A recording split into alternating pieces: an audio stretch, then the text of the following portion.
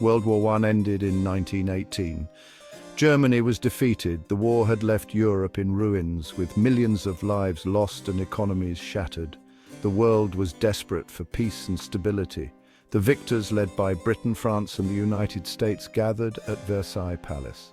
This grand palace, with its opulent halls and historic significance, was chosen as the site for peace negotiations. The leaders aimed to ensure that such a devastating conflict would never happen again. They wanted to create a lasting peace. The discussions were intense and filled with differing opinions on how to achieve this goal. Some leaders wanted to punish Germany severely, while others believed in a more lenient approach to foster future cooperation. But the treaty they made had the opposite effect. The harsh terms imposed on Germany sowed seeds of resentment and anger. Many delegates left the negotiations feeling dissatisfied and concerned about the future. The Treaty of Versailles was harsh on Germany. It was signed on June 28, 1919, exactly 5 years after the assassination of Archduke Franz Ferdinand, which had sparked the war. The treaty's terms were designed to weaken Germany and prevent it from becoming a military threat again. It blamed Germany for the war. This clause, known as the War Guilt Clause, placed full responsibility for the conflict on Germany's shoulders, a point that would become a source of national humiliation and anger. Germany had to accept full responsibility. The German delegates had no choice but to sign the treaty despite their objections.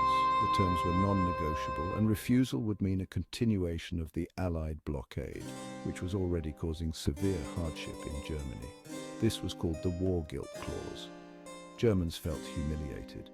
The clause was seen as a national disgrace, and it fueled a sense of injustice and betrayal among the German people. Germany also had to pay huge sums of money. These were called reparations.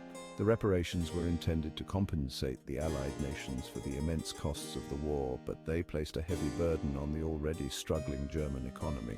The German economy was in ruins. People were starving. The war had devastated Germany's infrastructure and industry, leading to widespread poverty and unemployment. The reparations made it even harder for Germany to recover. The payments drained the country's resources and hindered economic growth, leading to hyperinflation and further suffering for the German population. The Treaty of Versailles took away German territory. Significant regions, such as Alsace-Lorraine, were returned to France, and other areas were given to Belgium, Denmark, and Poland. These territorial losses were a blow to German pride and economic stability. It also limited the size of Germany's army. The treaty restricted the German military to 100,000 troops, banned conscription, and prohibited the possession of tanks, aircraft, and submarines. These measures were intended to prevent future aggression, but left Germany feeling vulnerable and powerless. Germany felt cheated and angry. The harsh terms of the treaty and the sense of injustice it created led to widespread resentment. Protests and political unrest became common as the German people struggled to come to terms with their new reality. This anger would have a devastating impact on the world. The Treaty of Versailles, intended to secure peace, instead laid the groundwork for future conflict. The deep-seated resentment and economic hardship it caused in Germany contributed to the rise of extremist movements and ultimately led to the outbreak of World War II. Germany faced chaos after World War I. The war had left the country in ruins, both physically and economically. Cities were destroyed and the infrastructure was in disarray. The Treaty of Versailles had imposed harsh reparations on Germany, further crippling its economy. The economy was in shambles. Millions were unemployed. Factories had shut down and there were no jobs to be found. The streets were filled with men and women desperately seeking work, but opportunities were scarce. People struggled to feed their families. Long lines formed at soup kitchens, and many relied on charity to survive. The basic necessities of life became luxuries that few could afford. The German currency, the mark, became worthless. Hyperinflation set in and prices soared to unimaginable heights. What little money people had lost its value almost overnight. Inflation spiraled out of control. The cost of everyday items skyrocketed and wages could not keep up. People protested in the streets, demanding relief from the unbearable economic conditions. People needed wheelbarrows full of money to buy basic goods. Savings were wiped out. The middle class, once the backbone of German society, saw their life savings evaporate in a matter of weeks. The middle class was destroyed. Despair gripped the nation. Families who had once lived comfortably were now struggling to survive. The social fabric of the country was unraveling. The economic crisis created fertile ground for extremism. Political factions, both on the left and the right, gained followers by promising radical solutions to the nation's problems. People were desperate for a solution.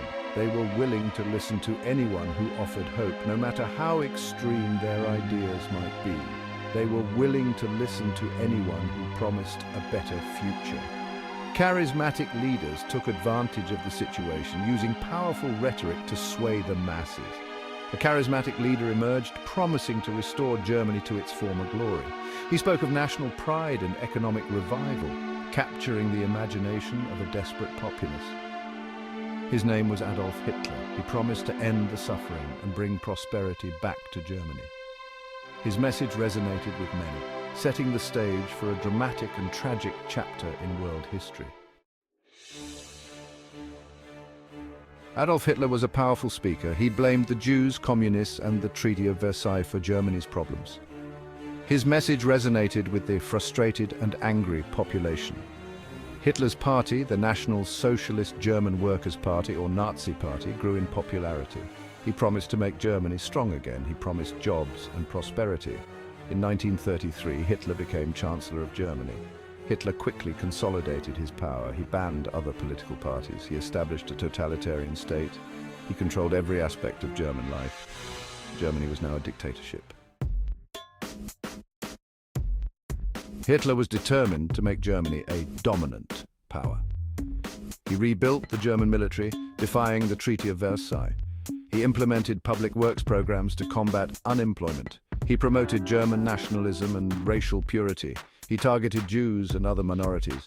He instilled fear and obedience through his secret police, the Gestapo. Hitler's early policies had a mixed impact. The German economy did improve.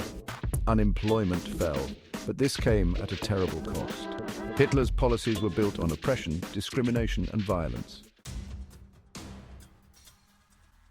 Section 5, Breaking the Chains, Germany's Defiance. Hitler's ambition grew. He wanted to expand German territory. He felt Germany needed living space, or Lebensraum. He ignored the Treaty of Versailles. In 1936, Hitler sent troops into the Rhineland. This was a demilitarized zone. It was forbidden under the treaty. The world watched nervously, but no one stopped him. Hitler's confidence grew. He believed the other European powers were weak. He felt emboldened to pursue his expansionist goals. The world was on the brink of another war. Section 6. A gathering storm, the Axis powers. Germany was not alone in its aggression. In Italy, Benito Mussolini had established a fascist dictatorship. In Japan, militarists were gaining power. They sought to expand their empire in Asia. Germany, Italy, and Japan formed an alliance. They were known as the Axis powers. They shared a disdain for the Treaty of Versailles. They wanted to reshape the world order. The Axis powers posed a serious threat to world peace. They engaged in a series of aggressive actions. The world watched with growing alarm. Section 7, Expansion and Aggression, Hitler's foreign policy. Hitler continued to test the limits. In 1938, he annexed Austria. This was another violation of the Treaty of Versailles. Again, the world did nothing. Hitler then turned his attention to Czechoslovakia. He demanded the Sudetenland, a region with a large German population. Britain and France, eager to avoid war, appeased Hitler. The Munich Agreement, signed in September 1938, gave the Sudetenland to Germany. It was a desperate attempt to maintain peace, but it only emboldened Hitler. Section 8, The Breaking Point, the invasion of Poland. Hitler's appetite for conquest was insatiable. In 1939, he set his sights on Poland. He demanded a corridor through Polish territory to East Prussia. Poland refused to give in. They had the backing of Britain and France. They had pledged to defend Poland's independence. The world held its breath. On September 1st, 1939, German forces invaded Poland. The invasion was swift and brutal. World War II had begun. Section 9. A line in the sand, declarations of war. The invasion of Poland was the final straw. Britain and France honored their commitments. On September 3, 1939, they declared war on Germany. The world watched in disbelief as Europe descended into war once again. The fragile peace had been shattered. The consequences would be catastrophic. The war quickly spread. The Soviet Union, under Joseph Stalin, joined forces with Germany. They divided Poland between them. The world braced itself for a long and bloody conflict. Section 10, The World at War 1939. This year marked the beginning of one of the most devastating conflicts in human history. Nations across the globe were drawn into a struggle that would last for 6 long years.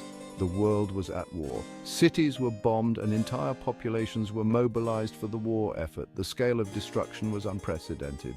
The seeds of conflict sown in the aftermath of World War I had come to fruition. The Treaty of Versailles, which was supposed to ensure peace, instead laid the groundwork for future discord. The Treaty of Versailles, intended to create a lasting peace, had instead fueled resentment and instability. The harsh terms imposed on Germany created a breeding ground for anger and nationalism. The economic crisis in Germany, coupled with the rise of Adolf Hitler, had created a perfect storm. The Great Depression had left the German economy in ruins, and Hitler's promises of revival resonated with a desperate populace.